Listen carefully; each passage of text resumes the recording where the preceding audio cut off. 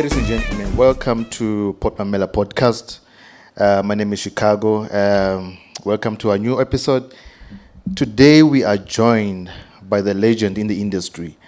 Not just the legend in the industry, but then he's a very genius, most respected copyright lawyer, author, educator, drama, composer, everything. Nick Matzukis. How are you, sir? I'm very well, very well. Thank you very much for having me, and thank you for those kind words. I appreciate it. Awesome. I'm just going to recap from the previous podcast that we had, because I think I saw somewhere on, I think it's Facebook or YouTube, people were asking, how does copyright works in the music industry? Somebody popped that question. I can't remember where, but I think we can just recap a bit. Maybe you can take us through that. How does copyright work in the music industry? Sure, it's a lot more complicated than people would think, Yeah. Chicago, because it is unnecessarily historically difficult, and there's a history which has resulted in our copyright scenario in South Africa being a very difficult and complex one. So you really do need to understand it to make any money in the music industry. Yeah. I often say to my students here at the Academy of Sound Engineering that the two most important words in the music industry are not talent and looks or sex, drugs and rock and roll. No, the two most important words in the music industry are contract and copyright. True. And of those two, the most important is copyright, Yeah. actually. Because if you control your copyrights and you know how to go and get the money when those copyrights are used and where to get that money from, you will make money. There's no doubt about it. Yeah. So essentially, the copyright industry in South Africa, insofar as music is concerned, and the music industry, works basically on very, very basic terms as follows. Essentially, when a piece of music is written and recorded, not one, but at least two copyrights come into existence. We call them the copyright in the composition and the copyright in the sound recording, or the master, as it's known. And then, of course, if you make a music video, then a third copyright comes into existence, which is called the copyright in the cinematograph film, or the music video. Is that what is called VPL? And the royalty from that is called VPL. One of the royalties of that is called VPL. Okay. Now, just going back to that first copyright, the copyright in the composition. Now, this is where you write music stroke lyrics out of the air, and it comes out of the ether, it's into your consciousness, and you write something that is new and has never existed before. We call that the copyright in the composition, but actually there are two copyrights in there, in terms of South African law at least. And they're called the copyright in the musical work, which is the music, the lyrics, the melody, I beg your pardon, not the lyrics, the music, the melody, the chord structure, the chord progression, the time signature, the arrangement, the beginning, middle, and end. That falls under composition. That falls under the copyright in the musical works. Then the copyright in the literary work is the lyrics. The lyrics, the words. Simple as that. So essentially, there are two copyrights that form what we call the copyright in the composition, which is the standard language that we use in the music industry, because they are used together usually. Yeah, every so often lyrics will be made into a songbook or a poetry book or something like that. So there it's different, but generally speaking, they're used together. So we talk about them together as the copyright in the composition. Yeah, and then also I know that for you to claim a copyright, you need to reduce your work into a material form. Good. How does one does that? Yeah, I that's think right. Most artists, musicians, they have no idea how to do that. Yeah. In your own terms, how would one do that? Now, you got to remember, Chicago, that our copyright laws are out of date. Yeah. The Copyright Act was written in 1978, and the last amendment to the Act was made in 2002. Yeah. So it's a very old piece of legislation. Yeah. And unfortunately, it's kind of out of date. And it uses out of date concepts and notions in it. And one of those is that that one acquires a copyright in a composition when it is reduced to material form. Now, what does that mean is the question. What does that mean? In order to be sure about what that means, it must either be very obvious from the legislation, from the Act, or there must be a case that has said something about it. Now, we know for sure that written down score sheets, music, lyric sheets on a piece of paper are definitely material form. Why? Because you can hold that piece of paper in your hand, and it is proof that you reduced it to material form. Because in our law, ideas are not copyrightable. The written expression of ideas is copyrightable. Okay, so that's great. So now we have our written piece of paper, which has on it the music and the lyrics. Great. How do we prove that that belonged to us on the 1st of January 2023, as opposed to somebody else owning it who comes along on the 2nd of January 2023 and says, but it's mine? How do we do that? Well, if it's on paper, we've got to prove the date. The date is all important. So the best way to do this is either take it to a commission of oaths and let him date stamp that piece of paper, and now you've got a date on it, and you've got your piece of paper, which is material form, so you can prove that. So the other guy can't take your copyright now. Alternatively, you can do what's called poor man's copyright, which is posted to yourself registered mail. And because it's registered mail, the post office will date stamp it. You don't open the envelope, because the date stamp is on the envelope, not on the paper. And so that piece of paper, that envelope can then be opened in front of a copyright tribunal or a judge or whoever to prove that you had reduced it to material form first. So I know it sounds out of date, folks, and I know it sounds ridiculous in 2023, but it's not. It's because our copyright laws were written so long ago that this poor man's copyright is still the most effective, valid means of proving your copyright in a composition. But there are question marks as to whether a recording is reduction to material term. Now, in the old days, when recording was on tape, which you could hold in your hand, that was pretty certain. There were no cases, but that was pretty certain. On a DAW, will it work? DAW. So that's the question. There's the question, because a DAW is not tape. So there we don't know. Is that reduction to material form? Well, you can say that the DAW sits on a hard drive, and you can pick up that hard drive, so that is material form.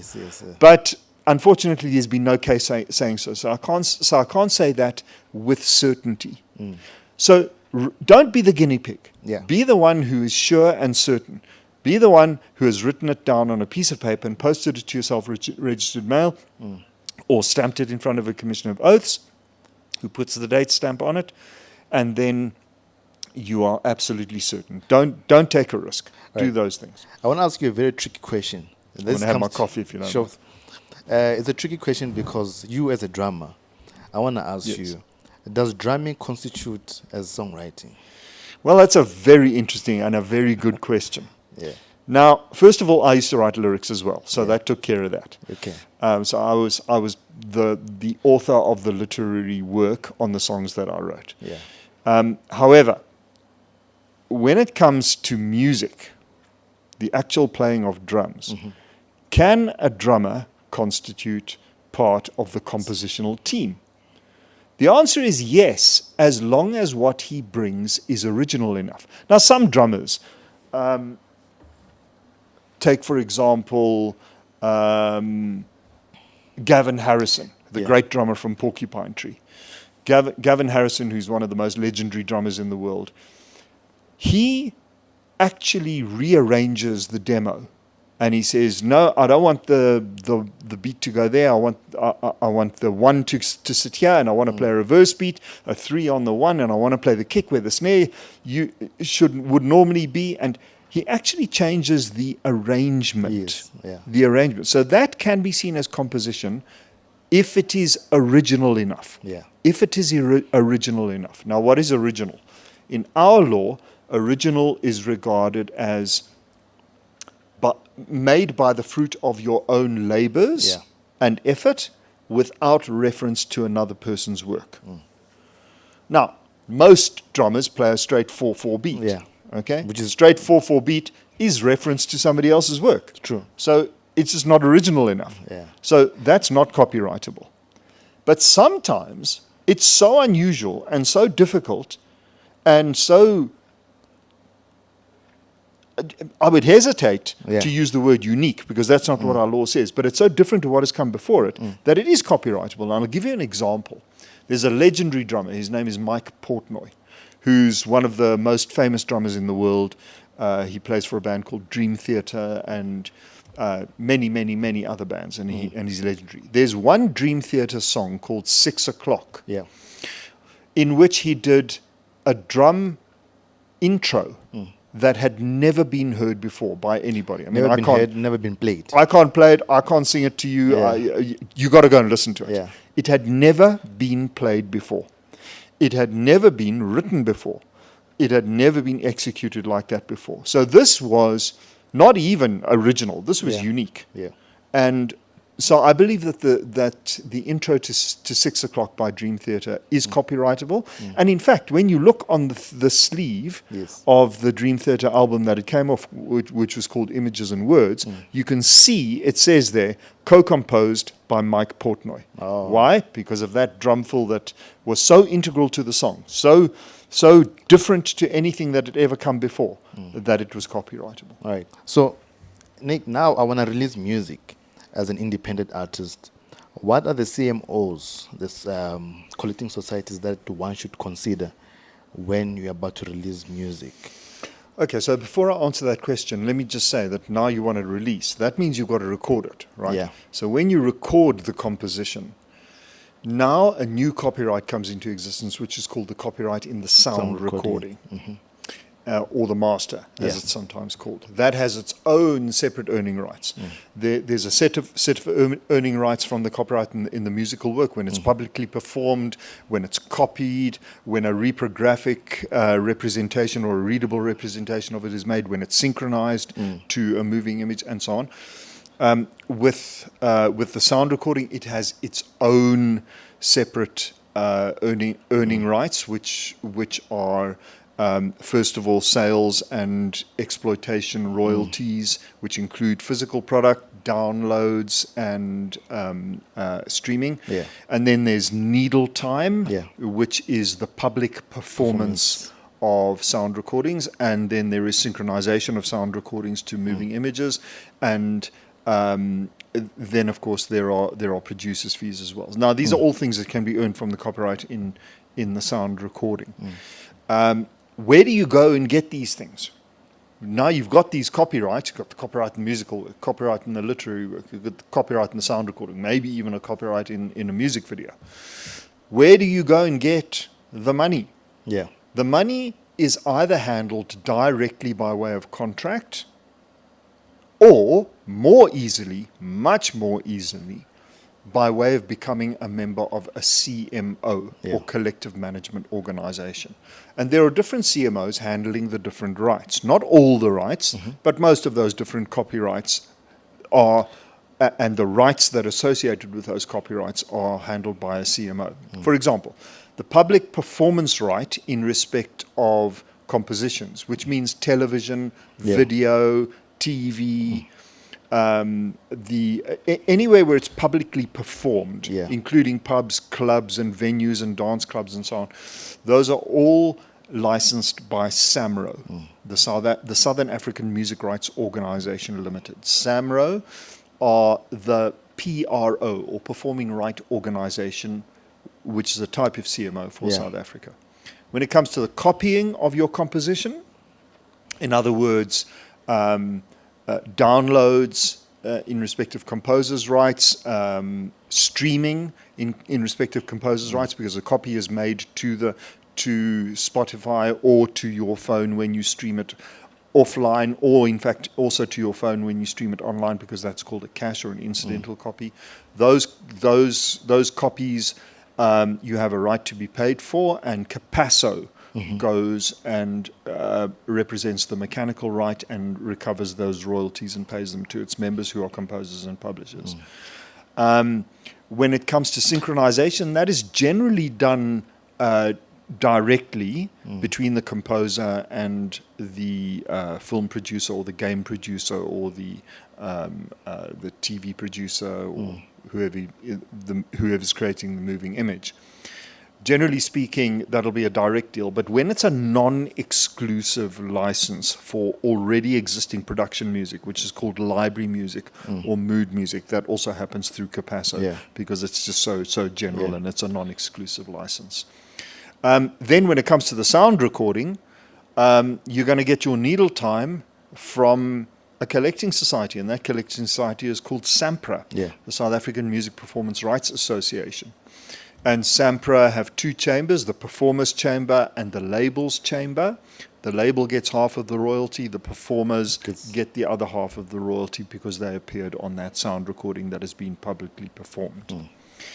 Then when it comes to music videos being publicly performed, that is recovered by RISA Audiovisual or RAV. They go out and license the television stations largely. And that's why earlier I said only some of the rights are collected by collecting societies, because internet usage of music videos, and generally speaking of sound recordings as well, is not, in South Africa at least, through a CMO. That is handled by direct licensing by the label who owns the sound recording and the music video generally, who licenses it directly. Where you don't have a label, then you'll do that through an aggregator like DistroKid or Bandcamp, TuneCore, Bandcamp. So it's very important to license your music to these CMOs. It is. First of all, you want to make money. First of all, you need to become a member of the CMOs. Yes. All of them. Yeah. Then secondly, you also need to understand contract, because you will be signing contracts in respect of some of the rights that are not covered by the CMOs. For example, the right to license your a sound recording to a DSP, like Apple Music, Spotify, or 7 Deezer or Deezer or 7 Digital, one of those. Yeah. Those you do directly or through an aggregator, but you also need a contract with the aggregator, like Bandcamp.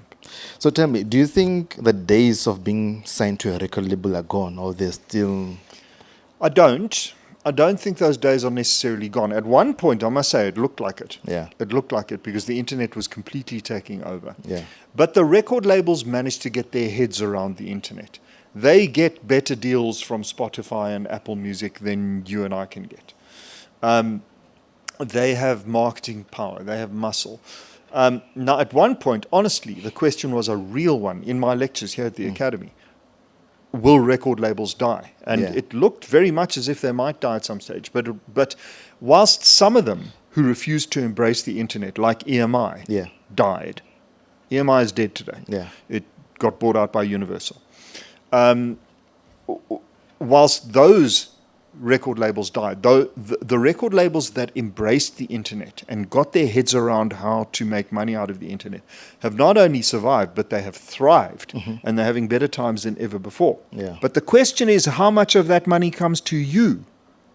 Because whilst the record labels are making a lot of money out of streaming, they are keeping most of it. If you don't sign a preferential contract which gets you at least 50% of that streaming income, you are not doing well enough. Because streaming requires a lot of bulk streams in order to get you any money. And also, I know that the major record labels, they control, I think, 85% to 90% of airplay. 93%. Of airplay, what goes into radio. 93%, yeah. So that, as an artist, makes you want to be signed to a record label so that you can get the benefits of. And there's nothing wrong with that. The point is, you have a choice. For the first time in history, you have a choice whether to sign to a record label or to do it yourself, because you've got aggregators and Bandcamp and all these the digital service providers and the internet. All the tools that are given to you by the internet, you can now use, because for the first time you have direct access to your public. You never used to have that. In the old days, if you needed to sell records, you had to go through a record company. If you wanted your compositions to be used, you had to go through a publisher. If you wanted to get any gigs, you had to go through a manager and an agent. That's not the case anymore. The internet has provided tools for us to do all that because we can get directly to our audience now. And so it's given you a choice. You have a choice whether to sign to a record label or go it alone. I'm not saying you should or should not sign to a record label. I'm saying that you should sign the right deal with a record label. And this is where contract negotiation comes in. And that's what I teach in great detail here in our third year at the Academy. How to negotiate a record label deal, a publishing contract, a management agreement, and all the variants thereof in between. Clause by clause by clause by clause. I mean, you've been dealing with contracts for many years. What are some of the mistakes that artists do when they're about to sign a record? There are so many. There are so many. First of all, they allow recoupment lists that are too long. Recoupment means that the record label takes back whatever money it has spent on you. Yeah. Okay? And it has a whole list of things. And the really less preferential record labels will put things like marketing and distribution on that list. And they'll put 25% packaging deduction even though it's only a digital release. Things like that. So you need to get that list as short as possible. Okay? That's the first thing. And secondly, if you have enough bargaining power, maybe you can get unrecoupable advances, which means maybe that money just goes into your pocket and it stays there. And yes, it might be for recording, which is called a cost-inclusive advance. But if you're well known and have enough bargaining power, you can possibly get unrecouped cost exclusive advances, which means that money just goes to your pocket to feed yourself and not even for recording. So it depends on your bargaining skill and your bargaining power. Yeah. That's one. Recoupment is one. I mean, there's so many others. There's the promotional copy scam where very often labels will tell you they're not paying you royalties on 20 out of 100 records that they've sold because those 20 were for promotional purposes. Yeah. Really? But you don't even see those things. Really? Yeah. You don't even see it. You know, I'm not saying all record labels do it, but some do. All right. And then also I work with a lot of artists and producers and they made it okay to sample someone's music. Some will go as far as to say, I only took 30 seconds of a sample, so it's okay.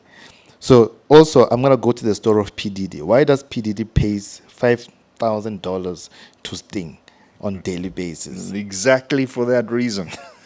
The 30-second rule is a fallacy. Yeah. It's an urban legend. Yeah. It's a myth. It's false. It's a lie. You sample 1 second, you sample half a second of somebody else's sound recording, which also has an underlying composition. You are in breach of two copyrights, the copyright in the sound recording and the copyright of the composition. You are in breach of those two copyrights if you did not get permission. That's exactly what Diddy did with Sting's Every Breath You Take. He put it into his song. He didn't get permission for it. He breached the copyright in the underlying composition, which is in the name of Sting. And he breached the copyright in the sound recording, which is in the record label's name. So he got sued. And the net result now what you've heard in the press is that Diddy has to pay Sting $5,000 per night every night while Sting's asleep in his bed with Trudy Styler. That is not true. It's $3,000 per night. Yeah. It's $3,000 per night, but that is the figure. And yes, Sting's making that money while he sleeps because Diddy sampled his music without any permission. Now, folks, you got to remember that if you get permission, yes, you'll have to pay, but they'll charge you a reasonable amount, the standard reasonable amount that is charged for a sample. If you do it without permission, that is when they hit you with penalties and they smack you with 10 times the fee that you would otherwise have paid, and that's why Diddy's paying that $3,000 per night. Is it only because it's a hit? What if the song doesn't become a hit? Yeah. I mean, Sting probably wouldn't bother if Yeah. it wasn't a hit. But Diddy made it into an international, worldwide Yeah. hit. And of course, as a result of that, Sting's ears were pricked up, and so he thought, hey, there's a lot of money being made here, and it's part of it's mine. So that's why he got that money, and he successfully sued. Brilliant. So actually, basically, it's better to clear your samples, Always. get permission. Give you another example. Yeah. Give you another example. There was a very well-meaning film producer who made a documentary about rhino poaching to save the rhinos in South Africa. And you guys probably saw it on Mnet. It was all about rhino poaching, and it had very emotive music on it when Tundi the rhino was being killed. It had all the dramatic and emotional music on it. Now, this very well-meaning film producer had gone to Universal Music, not Universal Music Publishing, Universal Music, the record label. Record label controls the copyright in the sound recording, not the copyright in the publishing. So he goes to Universal and he says to them, guys, I want to use this song on my rhino poaching documentary. And Universal Records say to him, yep, no problem. Yep, here's your fee. Thank you for asking. This is the fee that we'll pay. He said to them, please, can you make it less? Can you make it half of that? Because, this is for saving the rhinos. Yeah. This is going to go to a benevolent fund. So please, would you reduce the price? And they said, sure, we will. No problem there. Reduced price, no problem. Happy camper. See you later. Enjoy the production. He goes, he makes the production. It appears on Mnet. Universal Music Publishing, their managing director, looks at this and says, but hang on, I haven't signed a synchronization license for this composition. So he phones up the record division and they say, oh, we licensed the sound recording. And he says, well, you didn't license the composition, did you? That's mine. And so he contacts the film producer and he says, you're in breach of copyright, my friend. The thing was already on TV, on multi-choice, on DSTV, on Mnet. And it was already there. So what does Universal Music Publishing do? They smacked him with a synchronization fee 3 times what it would have been. Yeah. Had they simply understood copyright law, had they understood music law, and had they done a course like mine, for example, and understood that there's a copyright in the composition, but there's also a copyright in the sound recording, and you got to pay for both. So therein lies the story. Wow. And then it's an interesting story that are happening right now, because artists, musicians, they've made it okay that they can sample, that they can take someone's work. No. Yeah. No, this thing about it's okay to sample, and it's okay to sample 30 seconds, is nonsense. It is nonsense. Law is law. The law is simple. You may not use someone else's copyright without their permission, no matter how many seconds or milliseconds it is. You may not use it without their permission. It's copyright law, and this nonsense about, oh, it's okay to sample, and I'm doing the other guy a favor because I'm exposing his music when I sample. That whole nonsense doesn't work. That is what got AKA into such big trouble.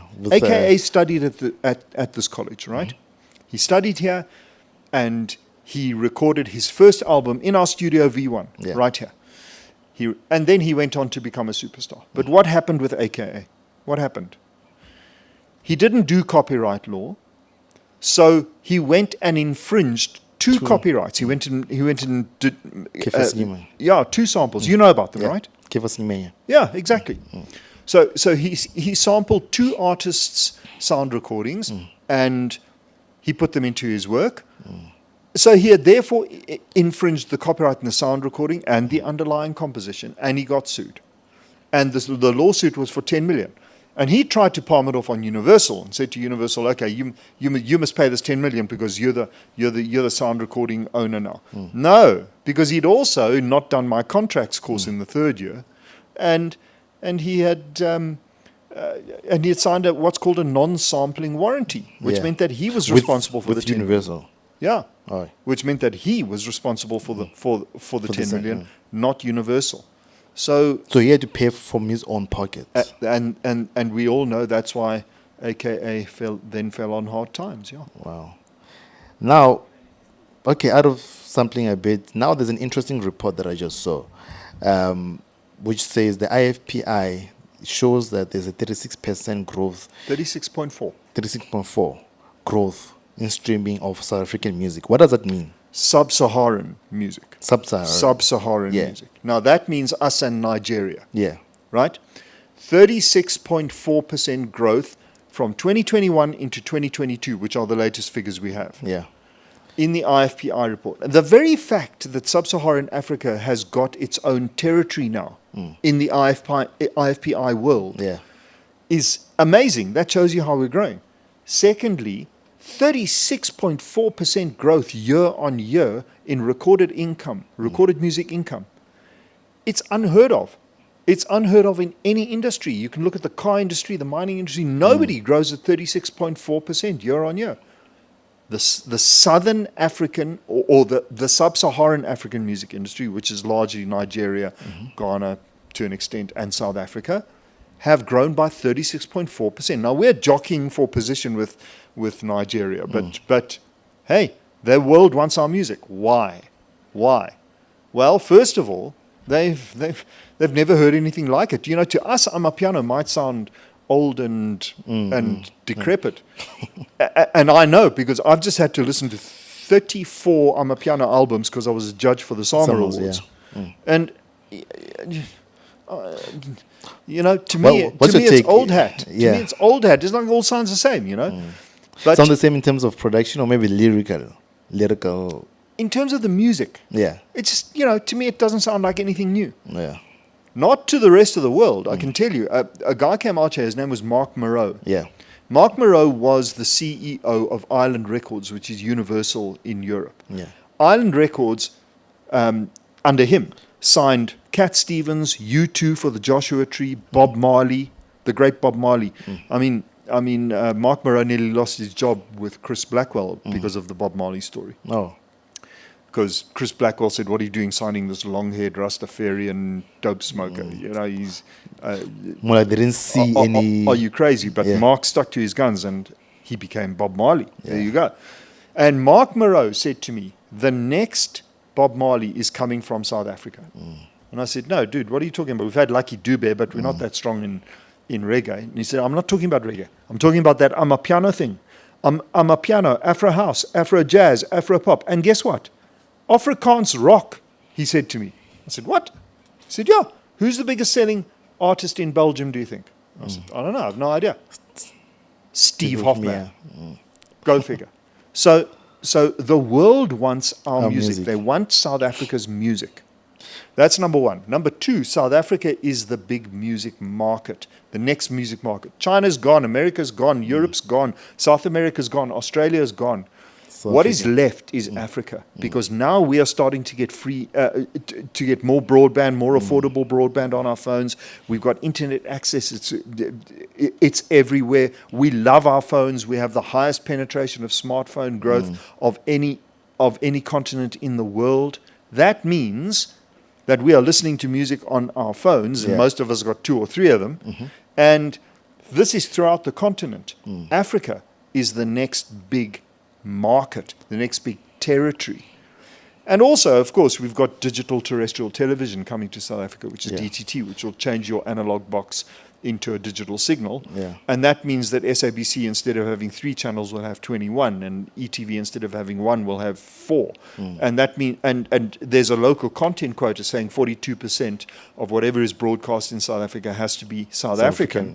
That means that there are going to be millions and millions and millions and millions of pieces of music that are going to be required for all this television and radio that we require here. So this is the best time to be a musician, to be an artist. Could not be a better time. There could not be a better time. Between now and 2030 at the earliest, we are going to dominate the world music industry.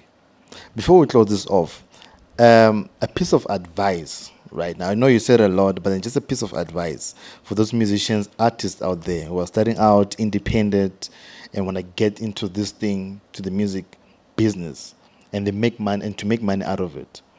From you, as a legend, as a copyright lawyer, as composer, Whoever you are in the music industry, whoever you are, whether you're the lawyer whether you're the makeup artist, whether you're the rock star on stage, whether you're the producer behind the desk, whether you are the music publisher, whether you are the label, whether you are just a performer, whoever you are in the music industry, you need three things to succeed.